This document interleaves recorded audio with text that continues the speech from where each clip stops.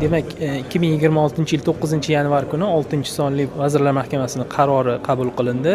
Umra plus ziyorat turizmi bo'yicha bizda hozir talab qo'yilyaptiki, Umra plus, ya'ni boshqa davlatlardan, o'sha Indoneziya, Malayziyadan bu qarorda aytilishi bo'yicha 100 ming nafarga yetkazish ziyoratchilarni, ya'ni o'sha mamlakatlardan umraga ketadigan ziyoratchilar O'zbekistonda 2-3 kunlik muddatga to'xtab davom etishlari, ya'ni o'sha 2-3 kunni O'zbekistonda o'tkazishlari bo'yicha qaror qabul qilingan.